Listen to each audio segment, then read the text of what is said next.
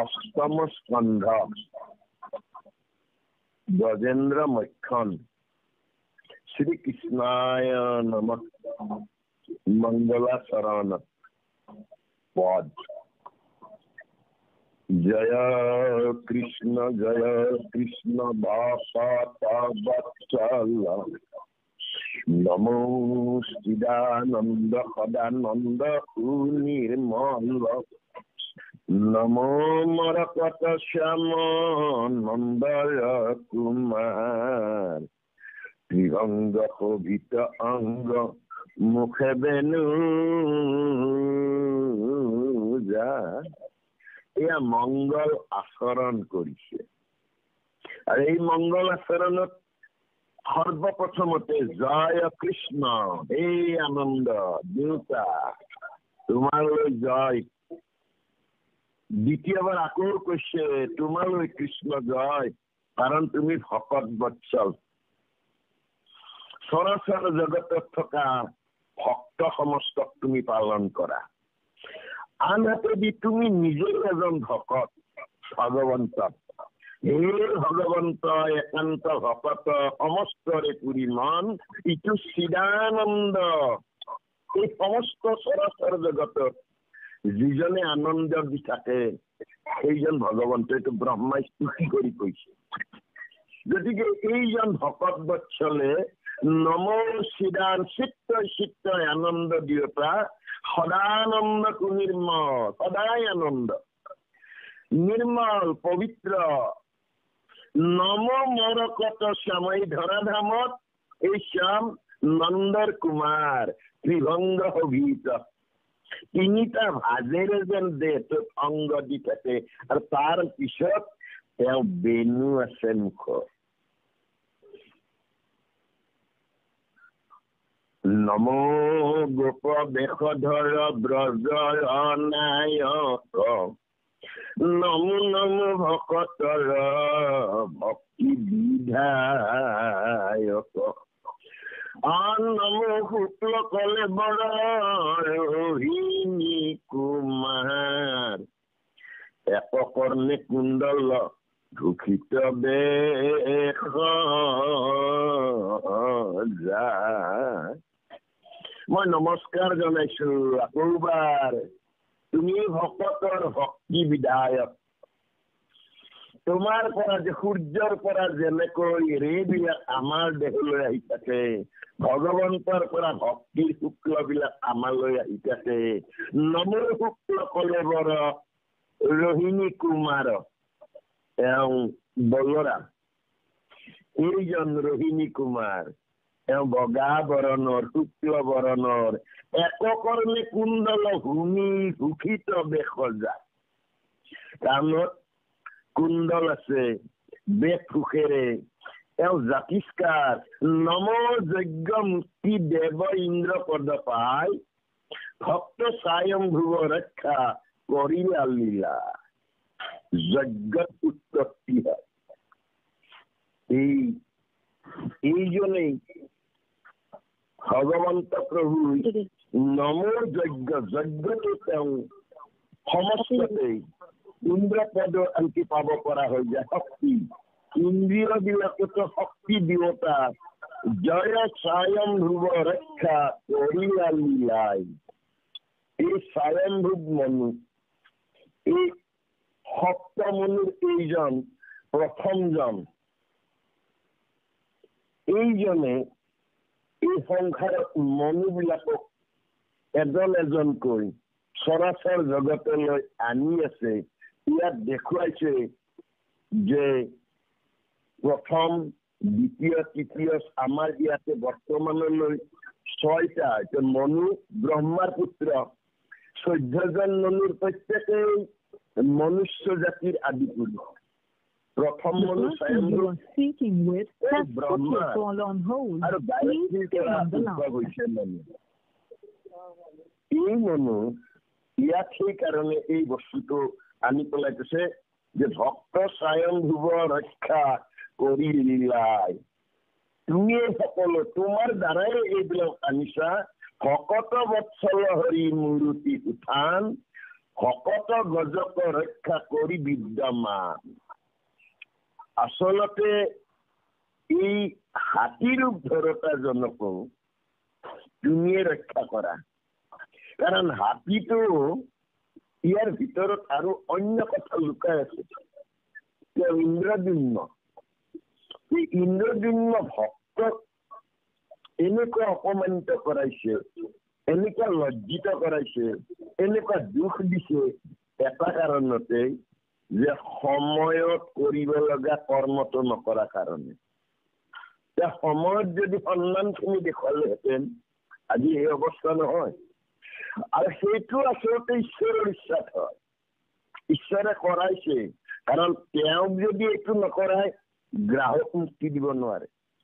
ইজনৰ লগত সিজনৰ সম্পৰ্ক আছে। গতিকে ইয়াত কাহিনীটো বাকী টানি আনিব। ইয়াত মাত্ৰ কৈছে যে ভক্ত স্বয়ম্ভুৱ ৰক্ষা কৰিলা লীলাই, ভকত বৎসল হৰি মুৰুতি উঠান, ভকত গজত ৰক্ষা কৰি বিদ্যমান, দিব্য পাৰিষদৰ ৰূপত দিলা দায়া কৰি। এই ৰূপ পাৰিষদী ৰূপ তেতিয়াহ'লে ভগৱন্তই কৃপা কৰিলে সকলো হয়। হেনদেৱ ভগৱন্ত ভজ যত্ন কৰি। ভগৱন্তক পাবলৈ হলে যত্ন কৰিব লাগিব।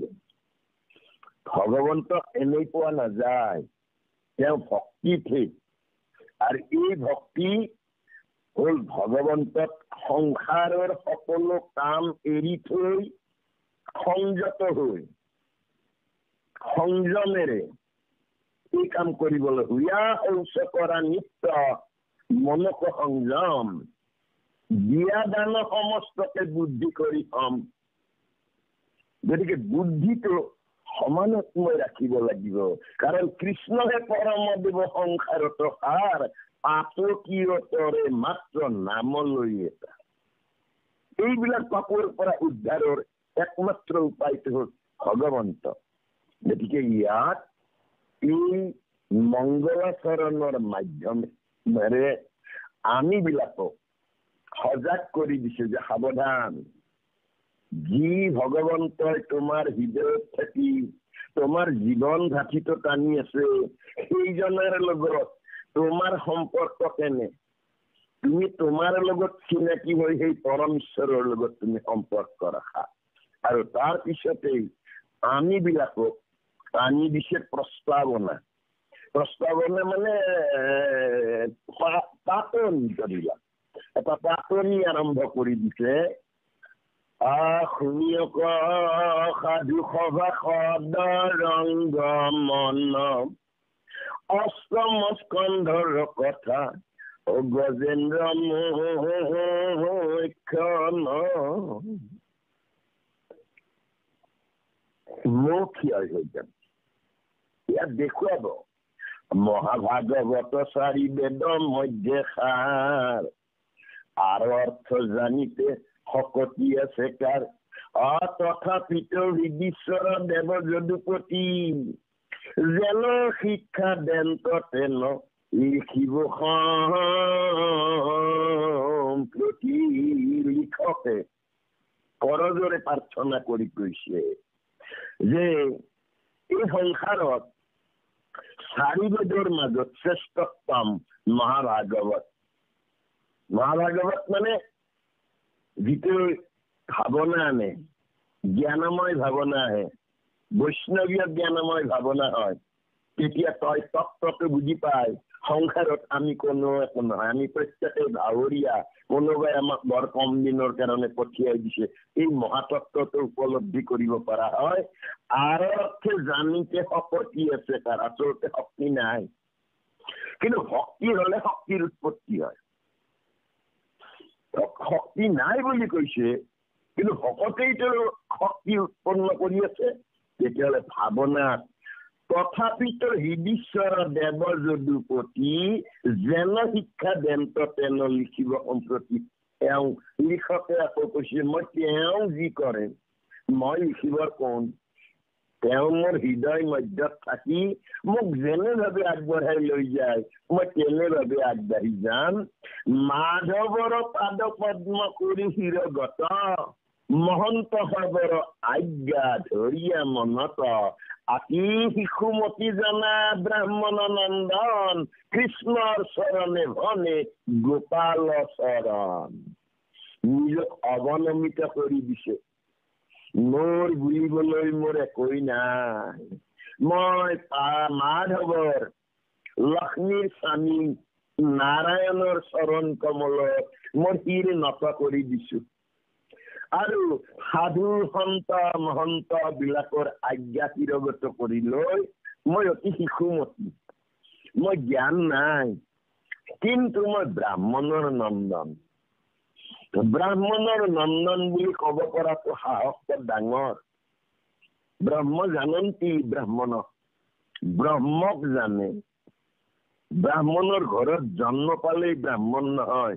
অংগীৰা ঋষিবৰ বেশ্যাৰ সন্তান হৈও কিন্তু ব্ৰাহ্মণ হৈছে। বেদব্যাস মৎস্যগন্ধাৰ পুত্ৰ হৈও ব্ৰাহ্মণ হৈছে। গতিকে এওঁ নিজে সাহসেৰে কব পাৰিছে যে মই ব্ৰাহ্মণ নন্দন কৃষ্ণৰ চৰণ হনে গোপাল চৰণ। তেওঁ এতিয়া এই সম্পৰ্কে লিখা বুলি পেলাই তেওঁ স্বীকাৰ কৰিছে। কৃষ্ণৰ একান্ত দাস যত সাধু ছয়, নানা মতে তাৰ পদ নিবন্ধিয়া ছয়। তা সম্বাৰ শিল শিক্ষা হৃদি মাজে ধৰি, কৰিব তয়াৰ ভাষ্য টিকায়নে ইতিমধ্যে এই কৃষ্ণৰ একান্ত দাস সমস্তই, সাধু সমস্তই নানান ধৰণে লিখিছে, নিবন্ধিছে। আৰু ময়ো এই হৃদি মধ্যত ভগৱন্তক মই কৰি চিন্তা লৈ ময়ো পয়াৰৰ ভাষ্য টিকা অনুসৰি কৰিম। এতিয়া পয়াৰ বুলি কলে আচলতে প্ৰতিটা লাইনত মানে 14টাকৈ আখৰ থাকিব লাগে। অকল 14টা আখৰেই নহয়, শাৰী দুটা হব লাগিব। তাৰমানে এটাত 14কৈ তলত 14, 28।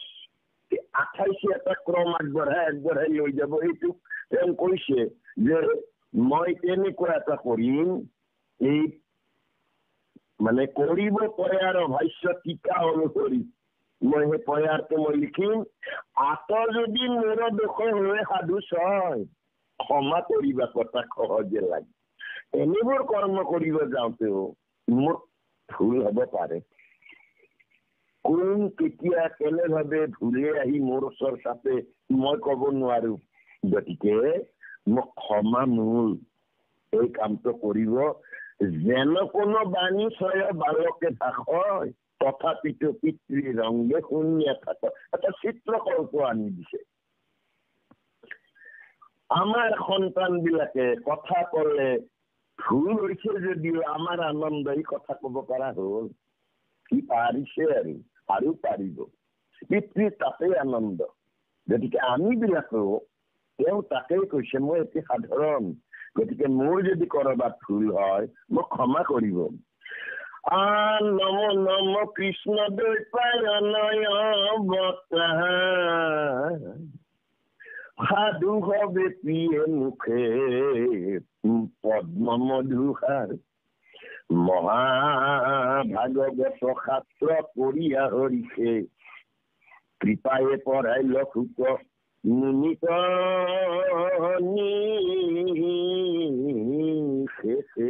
মই নমস্কাৰ জনাও। এই যে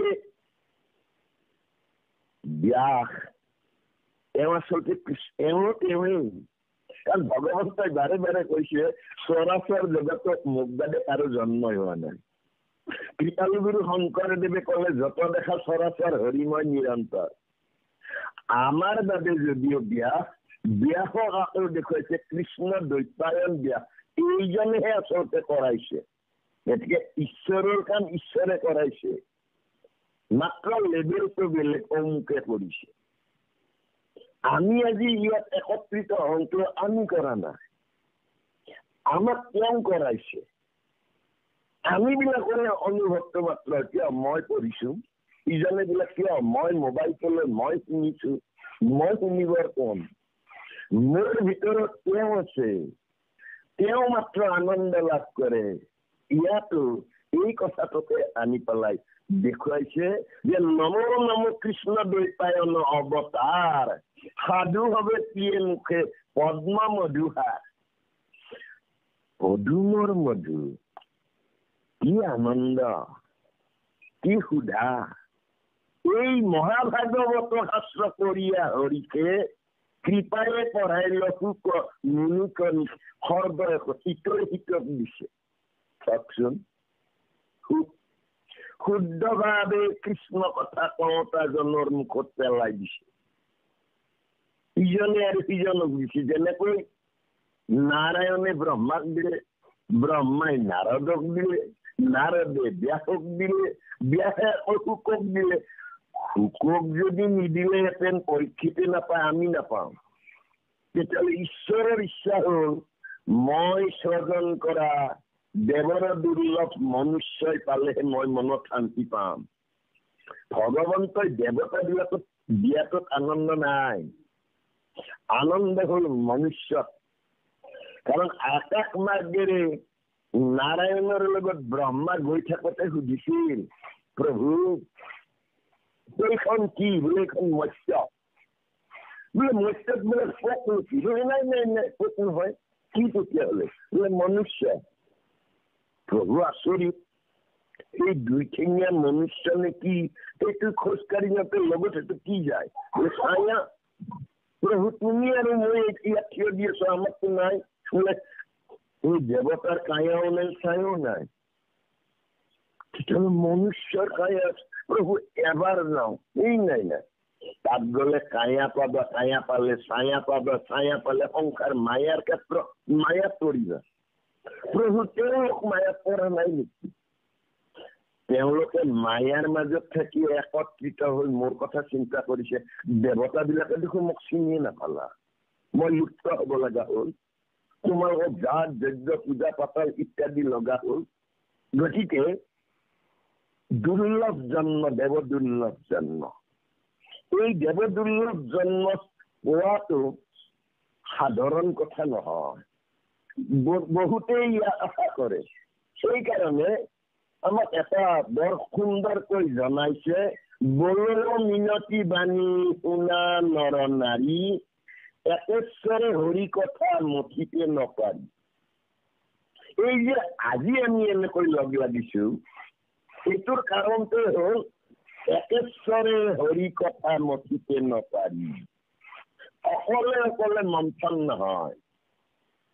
তাৰ কাৰণে আমাৰ সাধু সংগ অনুসৰা শ্ৰৱণ কীৰ্তন কৰা পৰিহৰা পাখণ্ড আছে। সাধু সংগ ইয়াত লাগিবই, তেতিয়াহে আমি আগবাঢ়ি যাব পাৰিম।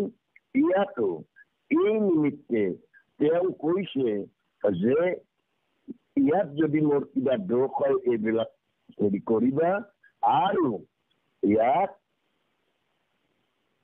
নম শুক ব্ৰহ্মৰূপী অনন্ত উদাৰ,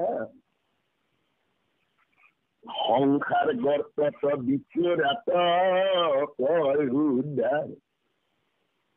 সেই ভাগৱত গ্ৰন্থ গুৰুৰূপে আছে, শ্ৰীমন্ত শ্ৰীধৰ স্বামী টিকা কইলা পাছে। মই নমস্কাৰ জনাইছো সেই শুকদেৱক, সেইকাৰণে যে নমৰ শুক ব্ৰহ্মৰূপী অনন্ত উদাৰ। ইমান উদাৰতা, ইমান বিশাল তেওঁ দিয়ে। কাক দিছে? আমি বিলাকক সংসাৰ গ্ৰস্ত বিষ্ণুৰ আতক উদ্ধাৰ, এইজন পৰীক্ষিত। কিন্তু আমি বিলাকেই পৰীক্ষিত। 84 লক্ষ যোনি পৰিভ্ৰমণ কৰি এইবাৰ দুৰ্লভ মনুষ্য জন্ম। এই জন্মত আমি গংগাৰ তীৰ পাবগৈ লাগিব, জ্ঞানৰ তীৰ পাব লাগিব।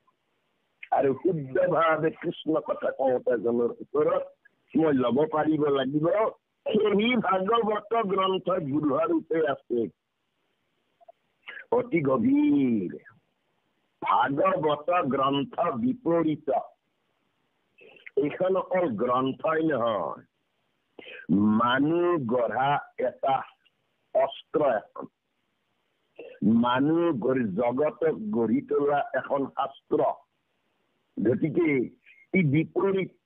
সেইকাৰণে মহাপুৰুষ মাধৱদেৱে ভাগৱত সম্পৰ্কে ক'লে পৰম দুৰ্বোধ্য আত্মতত্ত্ব, তাৰ জ্ঞানই অৰ্থে হৰি যত, লীলাই অৱতাৰ ধৰা হৰি কৃপা। ই লীলা। আমি লীলাবিলাকক জনসমাজে অজ্ঞানতা আৰু মূঢ়তাৰ কাৰণে খিলা মাৰি আমি কৈ দিছো আমাক লাগিব। নহয়, আমি নাজানো সেই ভাগৱত গ্ৰন্থ গৃহৰূপে আছে শ্ৰীমন্ত শ্ৰীধৰ স্বামী টিকা কৈলাস আছে। শ্ৰীধৰ স্বামীৰ টিকা কৃপাল গুৰু শংকৰদেৱৰ মানি লৈ সেইমতে টিকা অনুসৰি ইয়াক আমাক পদবন্ধে, লেচাৰী বন্ধে, দুলৰী বন্ধে আমিবিলাকৰ হৃদয়ত সোমাই দিছে। এওঁ তাকে স্বীকাৰ কৰিছে, লোকক কৃপায়ে অৰ্থ কৰিয়া প্ৰকাশ, তাক দেখি পদ কৰিবাক ভৈয়া আশ, তাক কৰি মহন্ত হবৰ ধূলা পাই, উৎসুক মিলিছে আত মোৰ গুণনা। আপুনি কথা পাতি থকা ব্যক্তি সদায় অৱনমিত হৈ পেলাই কথা কলে সি কথাৰ মৰ্যাদা থাকে। কাৰণ গৌৰৱ আৰু অহংকাৰে কেতিয়াবা বৰ বিপাকত পেলাই দিয়ে। ই উদ্ধৱকে আনকি সেই গৌৰৱ আৰু অহংকাৰৰ পৰা মষিমূৰ কৰাৰ কাৰণে কৃষ্ণই গোপিনী বিলাকৰ তাত পঠিয়াই দিছিল আৰু শেষত উপলব্ধি কৰিছিল যে ধন্য এই গোপিনী সমস্ত যি তৃণৰ ওপৰে খোজকাঢ়ি যায়, ট্ৰেইনে তৃণ হৈ জন্ম পালেও মই ধন্য হম। গতিকে অহংকাৰ শূন্য, লোকক কৃপায়ে অৰ্থ কৰিয়া প্ৰকাশ, তাকো দেখি পদ কৰিবাক হৰিল। আনৰ বিলাক দেখি আমি যি বাটেৰে খোজকাঢ়িছে এই বাটেৰে ময়ো খোজকাঢ়ি মই সাহস ললো হৃদয়ত, পাতো কৰি মহন্ত হবৰ ধূলা পা। সাধু সন্ত সন্ত মহৎ গুণ সম্পন্ন হয়। মহৎ গুণ সম্পন্ন হলে মহন্ত হয়।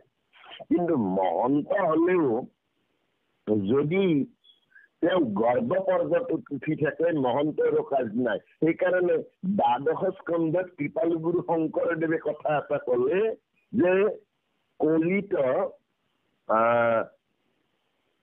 ক্ষুদ্ৰ পৰিৱৰ্তিত কৰিব মহাভাগৱত ধৰ্ম।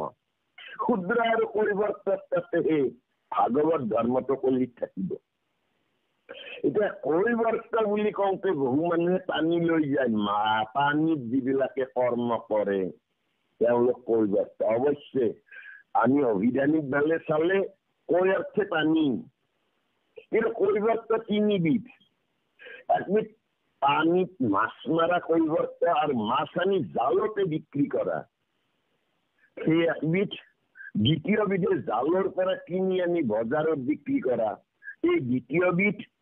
তৃতীয় বিধে এনেকৈ বিক্ৰী কৰি কৰি ধনৱন্ত হৈ মাটি বাৰী কিনি লৈ ই আকৌ খেতি বাতি কৰা, ই এক কৈবৰ্ত। কিন্তু গুৰুজনে সেই কৈবৰ্তৰ কথা কোৱা নাই। কৈ পেলাই যিয়ে বৰ্তে আৰু আনক বৰ্তাই। আমি বিলাক এতিয়া কৈবৰ্ত হব আহিছো। আমি কৈ পেলাই পাৰিলে নিজৰ বৰ্ত আৰু আনক বৰ্তাও। আমাক মহাপুৰুষ মাধৱদেৱে কলে আপোন পৰাকুল উদ্ধাৰা। নিজে তৰিলে নহব, আনক তৰাব লাগিব। ভগৱন্ত প্ৰভুৱে তেওঁৰ গুণনাম সংসাৰত বিস্তাৰ কৰাৰ কাৰণটোৱে হ'ল তুমিও তৰা সমাজকো তৰাই লৈ যোৱা। ইয়াত সেইকাৰণে ইয়াত এওঁ কৈছে মোৰ ইয়াত নিজৰ বুলিবলৈ নাই, আনে কৰাখিনি। গুৰুৰ চৰণে মনে কৰি নমস্কাৰ, ভাগৱত শুনানি খবলে বাৰম্বাৰ। ইটো ভাগৱতে আছে দুগোটা লক্ষণ, স্কন্ধে স্কন্ধে একগোটা দেখা বিদ্যমান। সৰ্বপ্ৰথমতে গুৰুক নমস্কাৰ। গুৰু আসলতে কেবা ঠাইতো তিনটা পদে পোৱা যায়। মোৰ পিতৃ মাতৃ জন্মদাতা, যাৰ কাৰণে পৃথিৱীখন দেখিলো, প্ৰথম গুৰু। দ্বিতীয় গুৰু আচাৰ্য। ভাগবতে তাৰ সিদ্ধান্ত দিলে তৃতীয় গুৰুক দিবে নাহিকে তাম ব্ৰহ্মবিদ্যা কহে যিটো মোৰ গুণনাম। ভগৱন্ত কৈছে মোৰ গুণনাম যিজনে কব পাৰে। গতিকে আজিৰ পৰা 550 বছৰ আগতে অহৰণ খিচাৰি বেদ বিচাৰি হৰি নাম কৰত বেকত, এইজন গুৰু, কৃপাল গুৰু। গতিকে গুৰুৰ চৰণে মনে কৰি নমস্কাৰ। ভাগৱত শুনা নিসম্বদে বাৰম্বাৰ শব্দহীন ভাবে, কাণেদি কৰ্ণকুহৰেৰে মোৰ শব্দবিলাক মই তেওঁলৈ পঠিয়াম। কাৰণ হৃদীশ্বৰ মোৰ তাত আছে।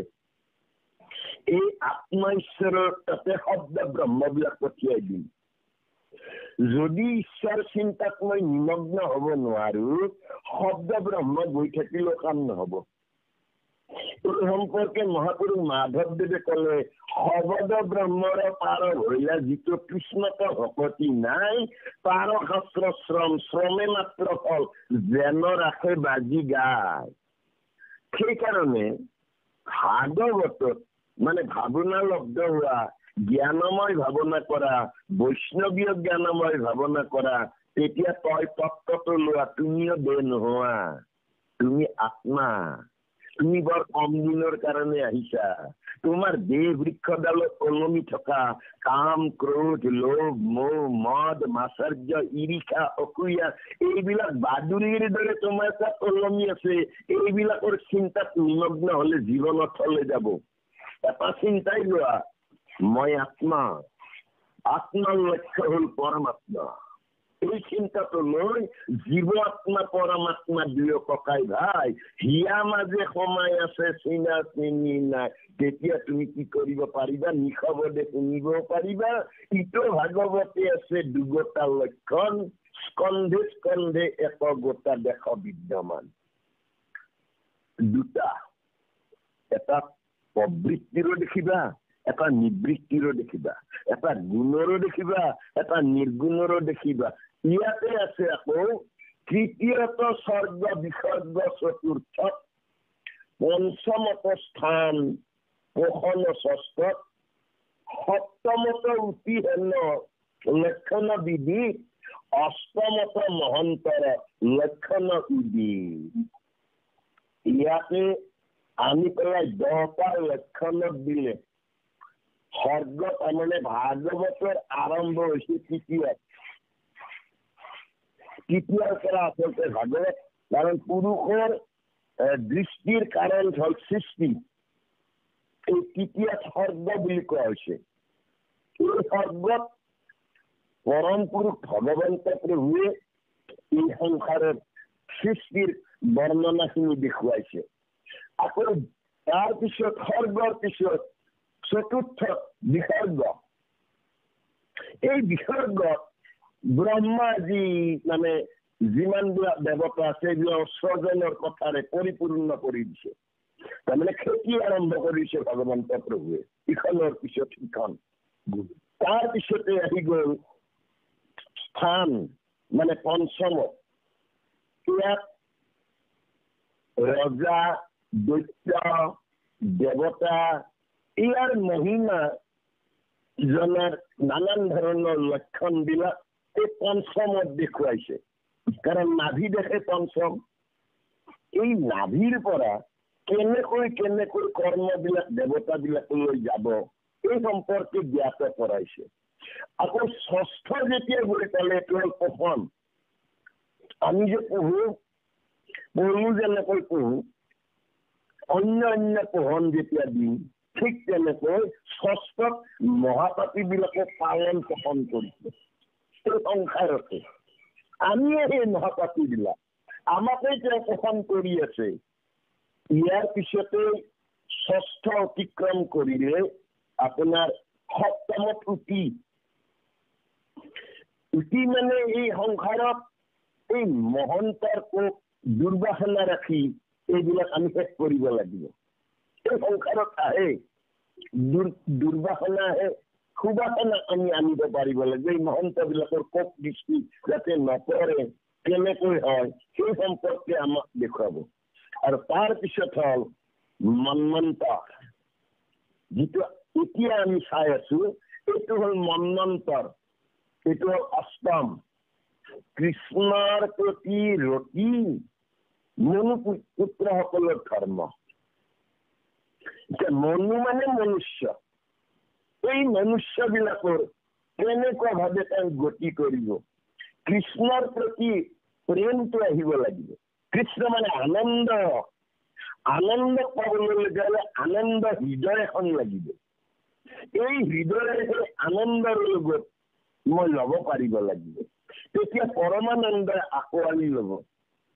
পিতৃয়ে যেনেকৈ সন্তানৰ মুখত মাতষাৰ শুনিলে সাবত মাৰি ধৰি কোলাত উঠাই লয়, ভগৱন্ত প্ৰভুৱে ৰৈ আছে আমাৰ বাবে, যে মোৰ এই বিচ্ছুৰিত অংশ ধৰাধামলৈ গৈ মোক অকমান চিনি পাইছা তুমি, তাতেই ভগৱন্তৰ আনন্দ। সেইকাৰণে মহাপুৰুষ মাধৱদেৱে ক'লে যে আত্মা ঈশ্বৰক লাগ প্ৰত্যক্ষ শপতি পাই, নাপাই জানা তাংক অবিদ্যাত, অবিদ্যা নাছিলে লাগ কৃষ্ণক পায় লাগ পন্থলগ্ন বস্তুটো সাক্ষাৎ। গতিকে আত্মা ঈশ্বৰক মই মোক চিনিলেই নহব, সমস্ত চৰাচৰ জগতত আত্মা ঈশ্বৰ ব্যাপী আছে।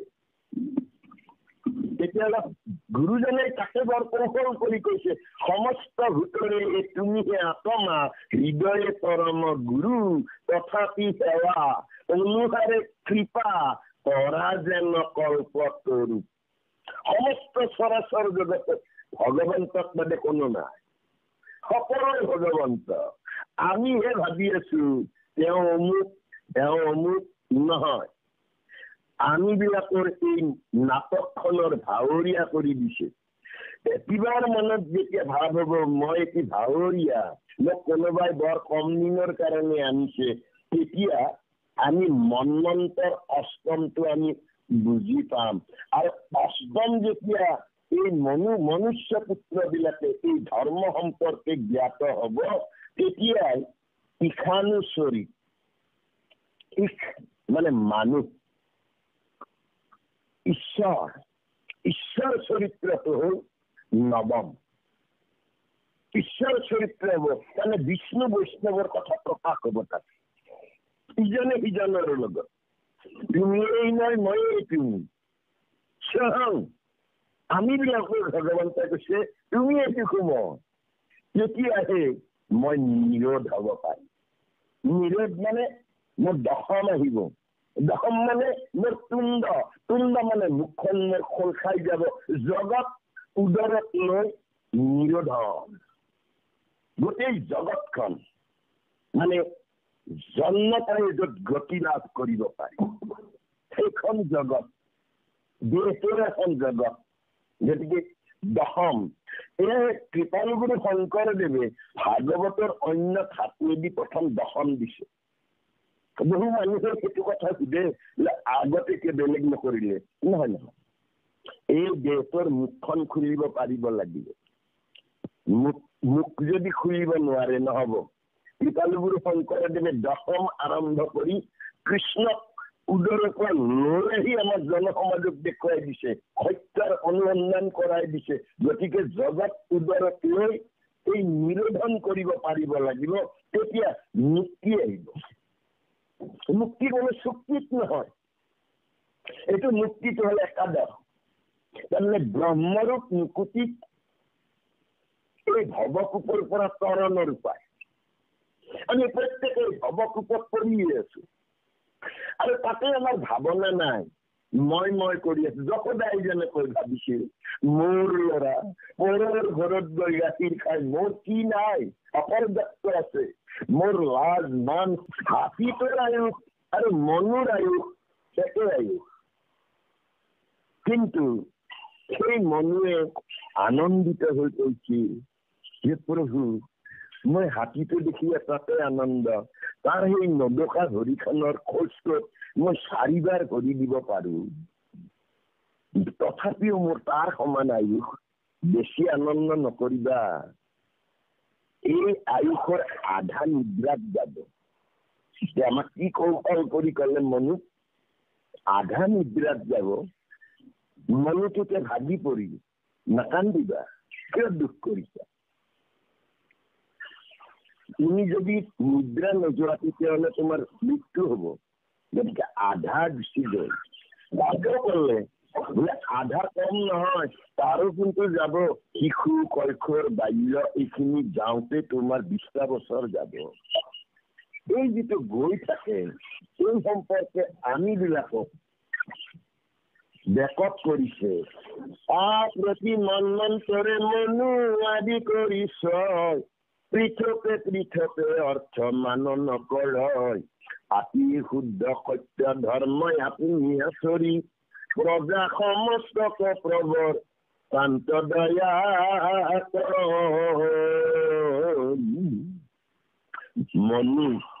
মনুষ্যৰ হৃদয়ত আৰু এটা বস্তু আছে, সেইটো হ'ল দয়া। তেতিয়াহ'লে সত্যৰ পৰা যিবিলাক আহে সেইবিলাকত উৎপত্তি হয়। দয়া যেতিয়া থাকে, ই দয়াত উৎপত্তি হয় প্ৰেমৰ, আৰু প্ৰেমে সমস্ত চৰাচৰ জগতক নিজৰ বুলি জানে। ভগৱন্ত প্ৰভুৱে সকলোকে এই প্ৰেমটো দান কৰে। কংসক যিটো দিছে, ৰাৱণকো একেই দিছে। সেইবুলি কংসক বেয়া পোৱা নাই, কাৰণ তুমি মোৰেই বিচ্ছুৰিত, মোৰ পৰাই গৈছা, মোৰ লগত তোমাৰ চিনাকি হোৱা নাই। তুমি আকৌ মোলৈকে চিনাকি একেবাৰে শেষত চিনাকি হয়। তেতিয়াহ'লে আমি চিনাকি প্ৰথম, মই মোক চিনি পাব লাগে। মই কোন, মই ক'ৰ পৰা আহিছো, মই কিমান দিনৰ কাৰণে আহিছো, মই কি লৈ আহিছো, যাওঁতে মই কি লৈ যাম। বোলে কি ধন দেখালি হাত, মন বেপাৰী কি ধন দেখালি হাত, বৈকুণ্ঠত যাবলৈ সাধুৰ সংগ নললি, চিনিও নললি বাট। গতিকে প্ৰজা সমস্তক প্ৰবৰ্তান্ত দয়া কৰি। এই মনুবিলাকে, মনুষ্যই, শ্ৰেষ্ঠতম মনুৱে সকলোকে শুদ্ধ সত্য ধৰ্মৰ নিজে আচৰণ কৰি আনকো প্ৰৱৰ্তন কৰাইছে। কাৰণে মন্মন্তৰ কবলৈ, স্বধৰ্ম লক্ষণ হেন জানিবা নিশ্চয়। যদি বোলা স্বধৰ্ম বোলয়তে বেকাত, সন্ত সদে আচৰয় দেখা যাক যায়। তুমি যদি মোক প্ৰশ্ন কৰা স্বধৰ্ম কি, সন্তসকলে আচৰণ কৰি আছে, এতিয়া সন্তসকললৈ চোৱা। সাধু সংগ অনুসৰা, সাধু সংগৰ লগত তুমি ঘূৰা, দেখিবা তেওঁৰ পৰা তোমাৰ দেহলৈ এইবিলাক আহিব। কাৰণ আমাৰ দেহবিলাকত মামৰে ধৰি আছে।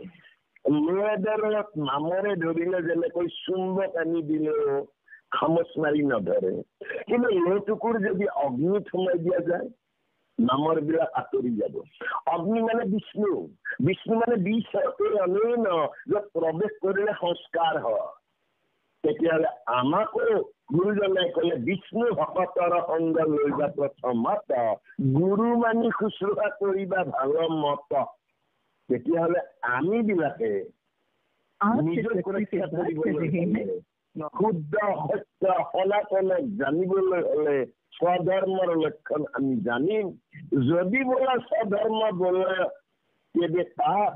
সন্ত হবে আচৰে দেখা যাক যা। সাধু সন্ত বিলাকে পালন কৰি আছে সংসাৰ ক্ষেত্ৰত, কাৰণ সাধনম সাধনা লব্ধ, সকলো কৰ্মৰ এটা সাধনা আছে।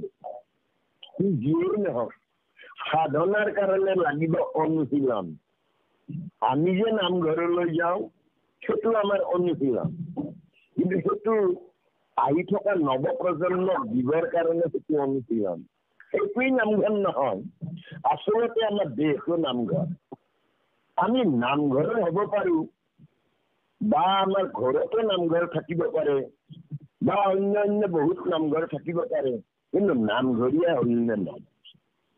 আমাৰ বহু মানুহৰ জীৱনত নামঘৰীয়া নহ'লে যেতিয়ালৈ মই নিজকে নামঘৰীয়া কৰিব নোৱাৰিম, ধৰি লওক এজন মানুহৰ ঘৰত মানে ভকতক মাতি পেলাই কিবা এটা অনুষ্ঠান পাতিছে, কিন্তু গৃহস্থক গৈ পেলাই আপুনি দেখিলে যে কোনো আহিয়ে পোৱা নাই। আইগৰাকীক সুধিলে, আইগৰাকীয়ে ক'লে নামঘৰীয়াজনো অহা নাই। এতিয়া তেওঁ বাটলৈ গৈ থাকে, কিয় অহা নাই? কিন্তু তেওঁ এবাৰে নকয়, আই কটাৰীখন দিয়কচোন। আচলতে প্ৰকৃত নামঘৰীয়া হবলৈ হলে তেওঁৰ বেগটোত এখন সৰু কটাৰী থাকিবই লাগে, কাৰণ তেওঁ আনন্দিত হব লাগে, আজি মই সুবিধা পাই গলো, কাৰণ মই কটা তামোল 4টা আজি গুৱাপানৰ লগত যাব। আজি মই ইমান সুবিধা পালো, মই কটা কুঁহিয়াৰ কল এইবিলাক শৰাই উঠিব, তেতিয়াহ'লে আজি আৰু সেৱা চোৰ কৰাৰ মোৰ কোনো কাৰণ নাই। মই সেৱা কৰাৰ আজি উত্তম উপায়, সেইবিলাকক নামঘৰীয়া কোৱা। কিন্তু আমাৰ সমাজত নামঘৰীয়া হোৱা, গতিকে আমিবিলাকে প্ৰত্যেকেই শৰণ লৈ আমি প্ৰত্যেকে নামঘৰীয়া হোৱাৰ চেষ্টা কৰিব লাগে। মই উদাৰ চিত্তেৰে অনুষ্ঠান এটাত গৈ আনে নোকোৱাকৈ মই জেপৰ কটাৰীখন উলিয়াই যদি কৰ্ম কৰিব পাৰিছো, ইয়াত মোৰ গৰ্ব নাই, অহংকাৰ নাই, মোৰ পদাবী বুলি থকা চোৱাটো যেন মই খুলি পেলাইছো।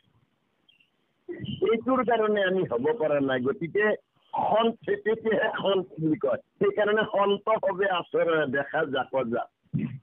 সন্ত মানে বৰ মলয়মকে কথা কয়, সুধিলেও কথা তৎক্ষণাত নকয়, তেওঁ সেইটো সন্তৰ কথা কোৱা নাই। গতিকে এইজন সন্ত হব লাগিব। তাতে সত্য ধৰ্ম বুলি শাস্ত্ৰত প্ৰধান, সত্যই ধৰ্ম, সত্যমেৱ জয়তে, বিনাশী সকলে ধৰ্ম কৰে বৰ্তমান। সংসাৰত কুকীৰ্তি কৰা ধ্বংস বিনাশক তেওঁলোকে ভাবে আমিয়ে ধৰ্ম কৰি আছো বৰ্তমান। বিনাশীৰ ধৰ্মে কৰ্মে নকৰি যতন, এই বাটেদি তুমি নাযাবা, এই ভাগ তুমি পৰিত্যাগ কৰা। কাৰণ সাধু সংগ লয়া কৰা শ্ৰৱণ কীৰ্তন, সাধু সংগৰ দ্বাৰাহে আমি জীৱনত ধন্য কৰিব পাৰো। আৰু সাধু সংগ হলেহে মানে যিটো মই আগতে কৈছো, একেশ্বৰে হৰি কথা মঠিতে নপাৰি। মহাপুৰুষ মাধৱদেৱে সেইকাৰণে ক'লে সাধু সংগ অনুসৰা, শ্ৰৱণ কীৰ্তন কৰা, পৰিহৰা পাখণ্ড আচাৰ। ইয়াতো সেইকাৰণে কৈছে ভাগৱতত, বলহ মিনতি বাণী শুনা নৰ নাৰী, একেশ্বৰে হৰি কথা মঠিতে নপাৰি, জানি মহাজনে যেবে কৰে আশীৰ্বাদ, তেবেহে লভিও কৃষ্ণ দেৱৰ প্ৰসাদ। কৃষ্ণদেৱৰ প্ৰসাদ পাবলৈ হলে একেশ্বৰে সকলো বহি লৈ হিংসা শূন্য হৈ সকলো যেন এজনৰ পৰা আহিছে। মানে বহুত পোৱালি দিয়া চৰাইটোৱে যেতিয়া মুখত আহাৰ লৈ আহে, প্ৰকৃত চৰাইয়ে বাঁহখনত মুখখন মেলি থাকে, মুখ তাতে মুখ তাতে। আমিও ভকত বিলাকে ঈশ্বৰৰ বাণী বিলাক তেনেকৈ লব পাৰিব লাগে। আহি গৈছে, পাই গৈছো, আমি কিন্তু তাতো কৈ থাকিব লাগে, আপুনি মিউট কৰি লওক, সেই আপুনি কথা নকব, সেই আপুনি অমুক কৰিব। তেতিয়াহ'লে আমি চৰাইৰ পোৱালিৰ দৰে মুখ মেলি থকা নাই। আমি কেৱল অনুষ্ঠানটোত থাকিবৰ কাৰণেহে আমি থাকো। এইটোৰ কিহৰ কাৰণে এইটো হৈছে, আমি কেইটামান বস্তু বাদ নিদিওঁ। মানে আসনৰে বৰ্জিত 3 খুৰা, এই 3 খুৰাত ধৰা বহা মানুহৰ এই গণ্ডগোলটো বেছি হয়। আৰু নীতিৰে বৰ্জিত যিটিয়ে খুৰা, হয় মোৰ সংঘৰ, মই অৰণ্য হয়, কিন্তু মোৰ অলপ সম্পৰ্কীয় গোটেইখিনিৰ লগত মোৰ তেওঁ কিন্তু খুৰা প্ৰিয়ে, মই তেওঁ কোৱাৰ উপায়টো নাই, আৰু তেওঁৰ লগত মোৰ সম্পৰ্ক। গতিকে এনে মানুহৰ গণ্ডগোলটো লাগে। মানে আসনৰো বৰ্জিত 3 খুৰা, নীতিৰো বৰ্জিত যিটিয়ে খুৰা, তেওঁৰ লগত আমাৰ সম্পৰ্ক থাকে। সন্তৰো বৰ্জিত বেশ্যা নাৰী, তুমি তেনেকুৱা দুষ্টৰ পৰা আঁতৰি থাকা, কাৰণ তোমাৰ ইন্দ্ৰিয়বিলাকক বিকল কৰি লৈ তুমি বিৰকতি আনি লৈছা ইতিমধ্যে। আসক্তিক নখিমূৰ কৰিছা, ভকতৰে বৰ্জিত যিটো অহংকাৰ। আৰু সাৱধান, সেই চলাটো নিপিন্ধিবা তুমি। এই অহংকাৰৰ চলাটো পিন্ধিলে বৰ দিগদাৰী হৈ যাব। তুমি ঈশ্বৰ গৈ নাপাবা। তুমি আৰু ভকত ভাগৱত তুমি ক'ত পাবা? ভকত এই ভাগৱত। কাৰণ ভকতেৰে ভাগৱত বেদশাস্ত্ৰে কয়। তেতিয়া ভাগৱত মানে গ্ৰন্থ নহয়, পৰম দুৰ্বোধ্য আত্মতত্ত্ব। ভকতেহে ভাগৱত বেদশাস্ত্ৰে কয়। ভক্তি মহা ভাগৱত মোৰ মনে লয়। ভক্তিয়ে মোৰ। আৰু আগম নিগম গীতা ভাগৱত লয়। পুৰাণ ভাৰত শাস্ত্ৰ যতে ক্ৰয়। বেদসাৰ ভাগৱত কৃষ্ণ অৰ্জুনত কয়। ভকতেৰে ভাগৱত সত্য।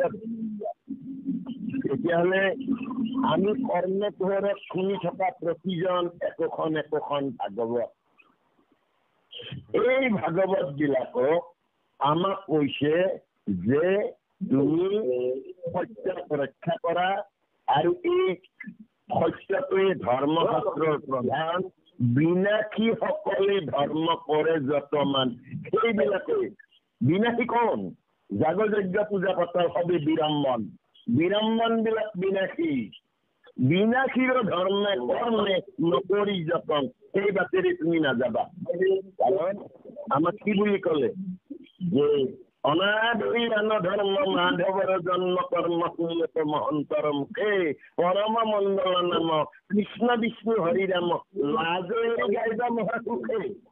তেতিয়াহ'লে সাধু সংগ লয়া শ্ৰৱণ কীৰ্তন, এইটোহে আমাৰ সত্য। ইয়াৰ পিছত দিলে মনুসকলৰ বিৱৰণ। কৃষ্ণ আশ্চৰ্য মনুৰ লগে সংক্ষেপে কহিয়া প্ৰথম অধ্যায়ে কহো শুনা মন দিয়া। প্ৰথম অধ্যায়ে নিৰূপিলা মনুচাৰী। নাম ধৰি কহো তাক শুনা নৰ নাৰী। বৰ গভীৰ, গভীৰৰ গভীৰতম। কিন্তু আমিও মূঢ়মতি সিমান নাজানো। কিন্তু এইটো অনুভৱ হয়, আমাক বাৰে বাৰে কৈছে চৈধ্যয় ষাঠিক ভান্দিবা কোনো উপায়। এইটো অকমান চাব লাগে, ভাবি চাব লাগে। ইয়াতো চৈধ্যয় মনুৰ লগে সংক্ষেপ কহিয়া প্ৰথম অধ্যায়ে কহো শুনা মন দিয়া। প্ৰথম অধ্যায়ে নিৰূপিয়া মনুচাৰী। নাম ধৰি কহো তাকা শুনা নৰ নাৰী। এতিয়া মই গোটেইকেইটা কম। এটা হয় স্বয়ম্ভোগ। এতিয়া আমি স্বয়ম্ভোগ মনু সম্পৰ্কে ইতিমধ্যে পাইছো। আৰু সৰসী তেওঁতে উৎপত্তি হোৱা আন এজন, আনটো উত্তম আৰু তামস। এইকেইটা তাৰমানে তেওঁ সত্যৰ সত্য মহাসত্য স্বয়ম্ভোগে। তেওঁ নিজেই তাতে উৎপত্তি হোৱা। তাৰ পৰা উৎপত্তি হ'ল তেওঁতে উৎপত্তি হোৱা। আৰু উত্তম আৰু তামস। কৃষ্ণৰ একান্ত দেখা মেৰে হৃদ। এই গোটেইকেইটা কিন্তু কৃষ্ণৰ যশ গায়, আনন্দিত হৈ থাকে, পৰমানন্দক আলাপ কৰে। প্ৰথমতে প্ৰশ্ন কৰা নিপতি প্ৰধান। তাৰ অভিপ্ৰায় স্বামী কৰন্ত ব্যাখ্যান। স্বনিয়ন্ত্ৰণ কৰ্তা, যিজনক স্বামী বুলি কোৱা হয়, তেওঁ প্ৰধান। গতিকে সেইজনলৈ প্ৰশ্ন আহিছে কি? স্বয়ম্ভুৱ মনুৰ কালৰ মহাৰিষি। কৃষ্ণৰ দুৰ্লভ গুণ বৰ্ণাইলা হৰিষি। তাক শুনি আনন্দিত হুয়া সাৱহিতি। কৰজৰে কৈছে সবে মন্মন্তৰ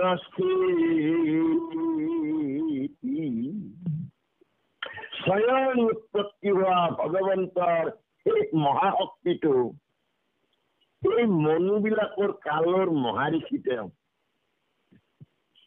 তাৰ পৰা বীজটো আনি পেলাই এইবিলাকক দিছি। কৃষ্ণৰ দুৰ্লভ গুণ বৰ্ণাইলা হৰিষি। কৃষ্ণ জগতৰ আদিমূল কৰ্তা, তেওঁ নিৰ্গুণৰ গুণবিলাক বৰ্ণনা কৰিছে। ভগৱন্ত নিৰ্গুণ, গুণৰ সীমা নাই। কিন্তু এই গুণবিলাকক যিয়ে গুণ বুলি ল'লে সি এনেই গ'ল, সি অজ্ঞানৰ বাটেৰে গ'ল। আমাক সেইকাৰণে কৈছে নিৰ্গুণৰ চিন্তা কৰা।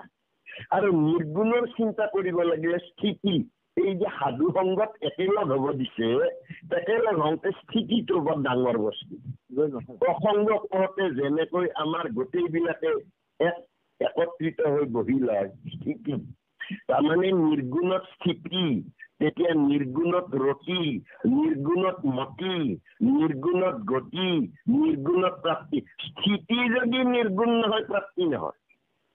গতিকে সাৱধানতা তাতে ল'ব দিলে, স্বয়ম্ভুৱ মনুৰ কালৰ মহাৰিষি, কৃষ্ণৰ দুৰ্লভ গুণ বৰ্ণাইলা হৰিষি, তাকো শুনি আনন্দিত হুয়া হবা হিতি, পৰদৰে পচে হবে মন্মন্তৰ স্থিতি। সকলো আদুৰ কৰি কিবা যেন পালো, কিবা যেন বুজিলো, আৰু বুজাখিনি আকৌ সুধিছে, গুণান সৃষ্টি কৰিছা, সকলো বিস্তাৰিত ভাৱে তোমাৰ পৰা পালো, স্বয়ম্ভূ বংশৰ গোটেইখিনিকে আমি পালো, আৰু এই চৰাচৰ জগতৰ সকলো কথা জানিব পাৰিলো। আমি দূষিতকৰ প্ৰতি যদি দয়া হয়, তেবে আমাৰ মনোবংশ কহিব লাগে। যদি কৃপা হয়, কথাটো বহলাই নিব লাগে। আমি দুখী, আমি আচলতে নাজানো, আমি অজ্ঞানী, আমি মূঢ়তৰ। যদি তোমাৰ দয়া হয়, তেবে আনৰ মনোবংশ কহিব লাগে, জাত কৰি মহন্ত নাহিকে জগতত, হেন হৰি জন্ম কৰ্ম কৰা যত যত। কোৱা তুমি, আমি যেন ৰৈ আছো, তুমি দিলে আমি যেন লম, আমি যেন সেই সত্য নিষ্ঠ, সেই পৰম সত্যটোক জানিবৰ বৰ হেঁপাহ, আৰু তুমিও যেন দিবা এই অনুভৱটো হৈছে। তুমি আমাক কোৱা, যি কৰিলে এই জগতত এই হৰি জন্ম কৰ্ম যি যি হৈছিল, সংসাৰলৈ তেনে আহি আহি পেলাই আচলতে মানুহৰ উপকাৰৰ কাৰণে প্ৰভু আহে। মানুহবিলাকো তেওঁক শুদ্ধ কৰে, তেওঁক পবিত্ৰ কৰে, তেওঁক প্ৰক্ষালন কৰে, তেওঁক ধুৱাই, অজ্ঞানতা আৰু মূঢ়তাবিলাক তেওঁ নোহোৱা কৰি দিবৰ কাৰণে ভগৱন্ত প্ৰভুৱে বাৰ বাৰ ধৰাধামত আহে। প্ৰত্যেক মনুৰ পালে লোক দায়া কৰি, অবিহবে গাঁৱে যা আতিৰংগ কৰি, বিস্তাৰি কহি অহিত জন্ম কৰ্ম গণ, হেন ব্ৰহ্ম মূৰ্তি গুৰু সুনৰংগ মন। ইয়াত প্ৰত্যেক মনুৰ কালে লোক দায়া কৰি, প্ৰতিজন মানুহ আহি আছে, সংস্কাৰ কৰি আছে, জীৱক সংস্কাৰ কৰি আছে, আৰু তাকে কবিবিলাকে আমিবিলাকক পৰম আনন্দৰে দয়া কৰি আমিবিলাকক জনাই আছে, মোকো এইবিলাক দিয়া, মই যেন ক্ষুধাতুৰ, মই পিপাসু, বিস্তাৰি কহি অহিত জন্ম কৰ্ম গণ, মোক বিকাংকৈ কোৱা। কাৰণ হেন ব্ৰহ্ম মূৰ্তি গুৰু সুনৰংগমন, ব্ৰহ্ম মূৰ্তি, যাৰ মূৰ্তি নাই, যি অব্যক্ত, যি নিৰাকাৰ নিৰঞ্জন, অব্যক্ত ঈশ্বৰ ৰীতিমতে পুজিবা তাংক যাপকত কিবা দিখা যান, এটা অন্ত মূৰ্তি শূন্য কেনেমতে চিন্তিবা ৰাম বুলি শুদ্ধ কৰ। এখন স্বচ্ছ নিকা পবিত্ৰ হৃদয়েহে ঈশ্বৰ উপলব্ধি কৰিব পাৰে। গতিকে ৰজাই আনন্দিত হৈ কৈছে, কোৱা মোক, এই ব্ৰহ্ম মূৰ্তিটো মই হে গুৰু, মই শুনিব খোজো। এনেই শুনিব নোখোজো, শুনি শুনি মই আনন্দ ৰং পাব লাগিব। কাৰণ মনে ৰং পাবলৈ হলে মনৰ বেচেৰাৰ চকু নাই, মন অন্ধ, মন ভিতৰস্ত্ৰ। এই মনক মই আনন্দিত কৰাব লাগিলে মই চকু অৰ্ধনিমিলিতকৈ শুনিম, এনেই শুনিলে নহব। সেইকাৰণে গংগাৰ তীৰত সুখদেৱে কওঁতে পৰীক্ষিত কৈছে, তুমি বহিলানে? বোলে বহিলো। কেনেকৈ বহিছা? বোলে সিদ্ধাসন ধন্য ৰাজাৰ বোলে পোনকৈ চকু বোলে মেলি আছো গংগাত কুম্ভীৰ মগৰে জাপ দিলে চকু যাব চকু গলে মন যাব মোৰ কথা অথলে যাব তেতিয়াহ'লে কেনেকৈ শুনিম চকু মুদি নাই চকু মুদি শুনিলে নিদ্ৰাৰ কোলাত যাবা তুমি কেনেকৈ শুনিম অৰ্ধ নিমিলিকা পোহৰহে দেখি আছা আৰু বেলেগ একো দেখা তেতিয়াহ'লে আমি ঈশ্বৰৰ কথা জানিবলৈ হলে আমাকো সেইকাৰণে বৰ কৌশল কৰি কৈছে জাত কৰি ইয়াতে আশংকাত হত আমি দুখিকৰ প্ৰতি যদি দয়া হয় has put your call on hold. Please stay on the line. কেবে আনৰ মনোবংশ কহিবে লাগয় জাত কৰি মহন্ত নাহিকে জগতক হেন হৰি জন্ম কৰ্ম কৰা যত প্ৰত্যেক মনুৰে কালে লোক দয়া কৰি কবি ভাবে গাৱে জাত আতি ৰংগ কৰি বিস্তাৰি কহি অহিত জন্ম কৰ্মগণ হেন ব্ৰহ্ম মূৰ্তি গুৰু কোন ৰংগমত মই সেই ব্ৰহ্ম মূৰ্তিটো নিৰাকাৰ নিৰঞ্জন হৰিৰ এটা মূৰ্তি আছে এই অব্যক্ত ব্যক্ত হয় আৰু একো কথা কয়ো আমাতো কৃপাৰ ভূত ভৱিষ্যত বৰ্তমান তিনি কাল ভূতকালে জীৱা কৰি লন্ত ভগৱন্ত ভৱিষ্যত কালে যত কৰ্ম কৰিবন্ত বা একেবাৰেই লাগে তাৰমানে মানুহ ইমান চতুৰ এওঁৰ সৎ চতুৰ এওঁ বিচাৰিছে আৰু এটা তুমি কথা কোৱা কৃপা কৰি কোৱা ভূত ভৱিষ্যত বৰ্তমান তিনিটা কাল আৰু একো কথা কয়ো আমাতো কৃপা ভূত ভৱিষ্যত বৰ্তমান তিনি কাল তিনিটা অৱস্থাত ভূতকালে জীৱা কৰি অন্ত ভগৱন্ত আগতে যিটো কৰিছে আৰু ভৱিষ্যত কালে যত কৰ্ম কৰিবন্ত এতিয়া কৰিছে এতিয়া এই গোটেইখিনি জানিবৰ বৰ ইচ্ছা যায়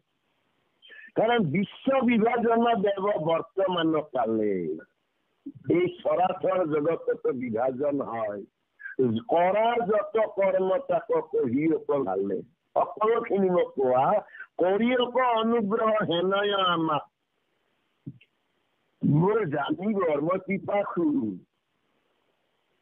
মই আতুৰ এই আতুৰজনক তুমি কৃপা কৰা কৰি অনুগ্ৰহ হেনয় আমাক পৰম আনন্দে শুনো কৃষ্ণৰ কথা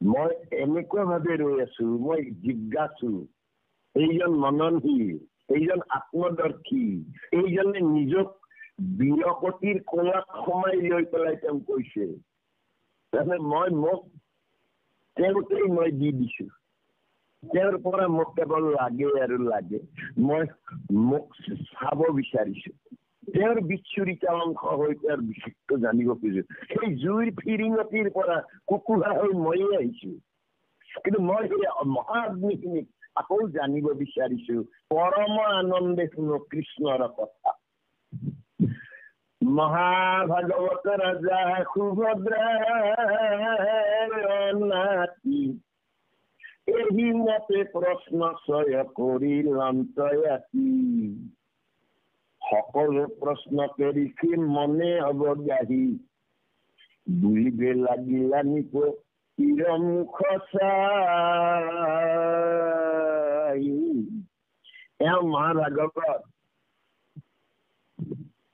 কাৰণ ভাৱনাবদ্ধ হৈছে জ্ঞানময় ভাৱনা হৈছে বৈষ্ণৱীয় জ্ঞানময় ভাৱনা হৈছে পৰম তত্ত্বটো অনুভৱ হৈছে মই দেখো দেহ নহয় মই আত্মা মই পৰমাত্মাৰ বিচ্ছুৰিত অংশ মই তেওঁক জানিব লাগে সুধৈৰ্যটো গতিকে সুভদ্ৰাৰ নাতিয়ে সেইকাৰণে এইমতে প্ৰশ্ন কৰি তেওঁ প্ৰশ্ন কৰি গৈ আছে জানিব সকলো প্ৰশ্নকে ঋষি মনে অৱগাহী বুলিবে লাগিলা নিপতিৰ মুখতা জিন্তাৰ বৰানন্দ সঁচাকৈ উপযুক্ত জনক মই পাই গৈছো তুমিও ধন্য আৰু ময়ো ধন্য মই দিলেতো নহব তুমি যদি ল'ব নোৱাৰা ঋষি নিগদতি শুনা পৰীক্ষিত ৰায় ছয় গোটা মনো জানা ইটো কল্পে যায় ছয়টা এই সংসাৰত আমিবিলাক আহিলে এই আমিবিলাকত মনু, এই ছয়টা তাৰমানে সৰ্গ, বিসৰ্গ, তাৰপিছতে আপোনাৰ স্থান, পোষণ, এইবিলাক উঠি ইয়ালৈ ষষ্ঠলৈ এই ছয়টা আমাৰ পৰা যাই থাকে। এইবিলাকৰ উৎপত্তি হৈ থাকে, এইবিলাক গৈ থাকে। ইয়াক সেইকাৰণে তেওঁক প্ৰশ্ন কৰাৰ কাৰণে তেওঁক কৈ দিছে কথাটো যে তুমি জানি লোৱা ভূত আৰু ভৱিষ্যতৰ তিনিকালৰ তুমি গোটেইখিনি কথা তুমি জানিলা। তুমি সুভদ্ৰাৰ নাতি, তুমি প্ৰশ্ন কৰিলা, মোৰ যি ক'বলগীয়া আছে তোমাক কলো। আৰু এই ঋষি নিগদতি শুনা পৰীক্ষিত ৰায় স্বৰ্গতা মনু জানা ইটো কল্পে যায় স্বয়ম্ভুৱ স্বৰশিখ উত্তম তামক ৰেবত আৰ মনু নাম চাক্ষুষ। এইকেইজন, এটা স্বয়ম্ভুৱ, এটা সৰশিষ, এটা উত্তম, এটা তামস, আৰু ৰেবত আৰু মনু, এইবিলাক প্ৰত্যেকেই এইবিলাকক দেখুৱাই আমিবিলাকক এইবিলাকৰ ভিতৰত সোমাব গলে আকৌ বহুত কথা আহিব। আসম্বাৰ কালে কথা প্ৰৱৰ্তিলা যে এওঁলোকৰ দিনত যি হৈছে সাৱধানে শুনি আকৌ নিপতি সাম্প্ৰত। তুমি মাত্ৰ শুনি যোৱা, তুমি কব শুনিবৰ কাৰণে হেঁপাহ কৰাৰ কাৰণে মই আনন্দিত। কাৰণ গুৰুতকৈ শিষ্য জ্ঞান, খুচৰি লয় জ্ঞান। তুমি মহাজ্ঞান লবৰ কাৰণে আগবাঢ়ি থকাত মই আনন্দিত। আদ্য মনু হায়ম ভুৱ কহিল তোমাক যাহাৰ কালত দেৱাদিৰ জন্মত। আমি অলপ আগতেই কৈছো তেওঁলোকৰ দিনতেই স্বয়ম্ভুৱ মনুৰ দিনত এই দেৱতাবিলাকৰ জন্ম হৈছে। তাৰমানে স্বয়ং তেওঁৱেই আহিছে, তেওঁহে তেওঁক জন্ম দিব পাৰে। এই যে দেৱতাবিলাকৰ ওপৰত আচলতে মানৱ দেহটোৰ গোটেইখিনি কথা কব গৈছে। এই দেহটোতেই সমস্তখিনি লুকাই আছে। চক্ষু আদিত্য, নাসিকাই বায়ু, কৰ্ণে দিশ, জিহ্বাই বৰুণ, বাক্যে ব্ৰহ্ম, মুখে পদ্ম, কণ্ঠে সৰস্বতী, হৃদয়ে বিষ্ণু, নাভিয়ে পদ্মনাভ, লিংগে প্ৰজাপতি, সূৰ্যে মিত্ৰ, চৰণে বিষ্ণু। এই গোটেই দেৱতাবিলাকক এই দেহত আছে। দেহৰ মাজেদি গোটেই কৰিছে। তানে দুহিতা আকুতি দেৱহূতি, কৃষ্ণত ভকত দুই আতি শুদ্ধ মতি, ৰাত্ৰি দিনে মাধৱত কৰন্ত ভকতি, সিকাৰণে দুইটো উপজিলা লক্ষ্মীপুৰ। আকৰ্ষণ থাকিব লাগে, প্ৰেমাকৰ্ষণ থাকিব লাগিব। আমাক ভাগৱত বুজাবলৈ গৈ কৃপালী গুৰু শংকৰদেৱে উত্তানপাদ ৰজাৰ কথা কলে। তাৰমানে আমি দুৰ্লভ মনুষ্য জন্মবিলাকে উত্তম পদ পাইছো। আমাৰ তিৰি দুটা, ই মাইকী মানুহ হলেও তেওঁৰ তিৰোতা দুটা, আৰু মতা মানুহ বিলাকৰ তিৰোতা দুটা। এটা ৰুচি, এটা নীতি। ইয়াতো আমাক কৌশল কৰি সেইকাৰণে দেখুৱাইছে যে তানে দুহিতা আকুতি দেৱহূতি,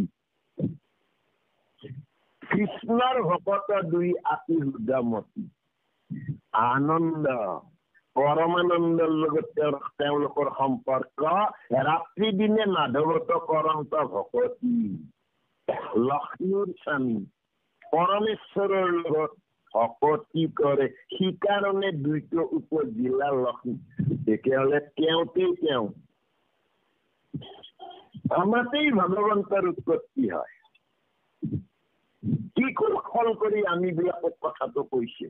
গতিকে এওঁলোকক তাতে তেওঁৰ জন্ম হোৱা বুলি পেলাই কলে ধৰ্ম জ্ঞান উপদেশ দিবাৰ কাৰণে।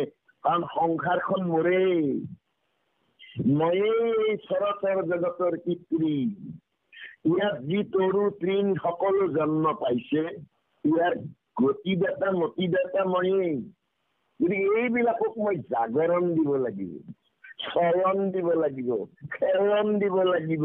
এইকাৰণে এওঁলোকক তাতে মই নিজেই জন্মগ্ৰহণ কৰিম। ধৰ্ম জ্ঞানৰ উপদেশ দিবাৰ কাৰণে ভগৱন্ত পুত্ৰ হইয়া দুহানো ভৱনে। অন্যথা নাহিকে জন্ম অজ মহাহৰি তান কথা মহাৰাজ শুনা মন কৰি। যাৰ জন্ম নাই অজ, তেতিয়াহ'লে নাহি জন্ম তোমাৰ তথাপি জন্ম ধৰা, সেই জন্মে জীৱৰ জন্ম সম্ফল কৰা। আমি বিলাকক জ্ঞান প্ৰাপ্ত কৰিবৰ কাৰণে, মানুহ বিলাকক হুচ দিবৰ কাৰণে, সেইকাৰণে অৰ্জুনক লগত কথা হওঁতে এবাৰ কৃষ্ণই কৈছিল, সখী ইয়াৰ আগৰ জন্মত তুমি কি আছিলা জানানে? সখী কেনেকৈ জানি? মই ৰাজবংশৰ, তুমি এটা গোৱালৰ ল'ৰা, তুমি কিবা জানা নেকি? জানো, কিন্তু তোমাৰ খং উঠিব বুলি মোৰ ভয় লাগে। কোৱাচোন কোৱা, তুমি ইমান জনা হলানে মোৰ আগৰ জন্ম? জানিলো তুমি ইয়াৰ আগৰ জন্মত বানৰ আছে বোলে। সখী তেনে কথা নকবা, কি বানৰৰ কথা কোৱা? নহয় সখী, জানো তোমাৰ ক্ৰোধ খং আহিছে। বা মানে পুষ্য, পুষ্য মানে নেজ, তোমাৰ নেজডাল যেতিয়া আঁতৰি গ'ল, বা গুচি গ'ল। বা গ'লে তুমি নৰ হলা। তুমি ভাবিছা নৰ উত্তম? নহয়, সংসাৰত নৰ দুবিধ, এবিধ হুচ, এবিধ বেহুচ। হুচে সদায় চিন্তা কৰে মই নহয়, মোকো এটা মহাশক্তিয়ে চলাই আছে। বেহুচে সদায় চিন্তা কৰে মোৰেই ঘৰ, মোৰেই সম্পত্তি, ময়েই এই মাটি বাৰীৰ মালিক। তেতিয়াহ'লে হে সখী, তোমাক মই হুচ দিব খুজিছো। হুচ মানে জ্ঞান দিব খুজিছো। যি জ্ঞান পালে তুমি অৰ্জন কৰিলে তুমি জ্ঞানাৰ্জুন হবা। সেইকাৰণে ইয়াতো এই জ্ঞান দিবৰ কাৰণে, ধৰ্ম জ্ঞানৰ উপদেশ দিবাৰ কাৰণে ভগৱন্ত পুত্ৰ হইয়া দুহান ভৱনে, অন্যথা নাহিকে জন্ম অজ মহাহৰি তান কথা মহাৰাজ শুনা মন কৰি। তেওঁলোকৰ কথা কওঁ, এই জন্ম মৃত্যু একো নাই। সমাজ এখন গঢ়িবৰ কাৰণে তেওঁৰ এই বিচ্ছুৰিত অংশবিলাকক তেওঁ মহাজ্ঞান দি অন্তত অনুভৱ কৰ যে আমি প্ৰত্যেকেই তেওঁৰ পৰা আহিছো। সকলো ভূতৰে উৎপত্তি কথা যত, পূৰ্বে তজু আগে তাক কৰিলো। আগতে তোমাক কৈছো ভগৱন্ত মূৰ্তি জানা কপিল ঈশ্বৰ, তানো জন্ম কৰ্ম বৰ্ণাইল নিৰন্তৰ। তোমাক তৃতীয় স্কন্ধত কপিল দেৱহূতিৰ মাধ্যমেৰে সেই সম্পৰ্ক তোমাক কৈছো, জ্ঞান প্ৰদান কৰিছে। তেতিয়াও মাতৃক কৈছিল তাই পৰৰ অন্যায়ৰ কাৰণে যদি তুমি ভগৱন্তক সেৱা কৰা, তেতিয়াহ'লে তামক শিকিবলৈ বাচা। এনে ভক্তি মোক নালাগে। তোমাৰ মাতৃ নহয়, মোৰ দেহত তোমাক 9 মাহ 10 দিন ৰাখিছো, দেহৰ ৰস খুৱাই তোমাক ডাঙৰ দীঘল কৰিছো। তুমি মোক তৰিবৰ কাৰণে সহস্ত দিয়া, একেবাৰে সহস্ত দিব পাৰো। কাঠৰ শিলৰ মাটিৰ বনাই লৈ কৈ থাকিবা যশং দেহি ধনং দেহি বিদ্যাং দেহি, বোলে বাপা মই সুধিম ৰ, মাতিব নে? শিলৰ কেতিয়া মাতিব? সেইটো আৰু কি? এইটো ৰাজসী নালাগে বাচা, একো ভাল নাই। আছে আই সাধনা কৰিব লাগিব। কেনে এই বিশাল দেহটোৰ সকলোতকৈ বেইমান চকুহালি। চকু দেখিলে কামনা আহে, চকু দেখিলে বাসনা আহে, চকু দেখিলে লোভ আহে, চকু দেখিলে ক্ৰোধ আহে। গোটেই চকুটোৰ খবৰ দিয়ে মনক। মনৰ চকু নাই, কাৰণ মনৰ কান্ধত মায়া উঠি থাকে। মনে মায়াই মাধুৰী পায়, আনন্দৰ সীমা নাই, এৰাইতে নাপাৰে কোনো শান্তি। গতিকে মায়া মাধুৰীত পৰি থকা মনটোক সচেতন কৰিবলৈ, শুদ্ধ কৰিবলৈ সাধনা লাগিব। সেইকাৰণে মাকক ক'লে আই পাপ মোৰ শুল্ক নাশ, ভগৱন্ত শুল্ক প্ৰীতি নিহি অৱশ্যকে বিধি মানি, ইতিনি প্ৰকাৰে ভক্তি কৰি সাত্বিক বুলি নিশ্চয় মই কহিলো বখানি। গতিকে এই দেহত থকা পাপবিলাক দূৰ হলেহে ভগৱন্ত সোমাব। যে পাপ মোৰ ভগৱন্ত প্ৰেম, ভগৱন্তৰ প্ৰতি প্ৰেম সোমাব। তাত প্ৰেমেই ভগৱন্ত। এই জনাৰ কাৰণে ইয়াতে সেইকাৰণে কৈছে যে সকলো ভূতৰে উৎপত্তি কথা যত, পূৰ্বে তজু আগে তাক কৰিলো বেকত, ভগৱন্ত মূৰ্তি জানা কপিল ঈশ্বৰ, তানো জন্ম কৰ্ম বৰ্ণাইল নিৰন্তৰ। কৃষ্ণ দেউতা দেউতা সময় হৈছে, আপুনি অকমান সোমাব দেই। মই সামৰি দিম। হয় হয় হয় হয় জনমতে ভগবন্ত হুয়াই অবতার মহাজ্ঞানে দেবভূতি করিলাই উদ্ধার অপ্রপঞ্চী কহিল তাপ তৃতীয় স্কন্ধক আবে যজ্ঞ ঈশ্বরর শুনি মত হরিরাম ও রাম রাম রাম রাম কৃষ্ণ শঙ্কৰ গুৰু হৰি ৰাম কৃষ্ণ কৃষ্ণ কৃষ্ণ হৰি হৰি রাম রাম জয় রাম জয় রাম জয় নারায়ণ জয় নারায়ণ জয় কৃষ্ণ জয় জগদ্গুরু শ্রীমন্ত শঙ্কর জয় জগদ্গুরু শ্রীমন্ত শঙ্কর হরি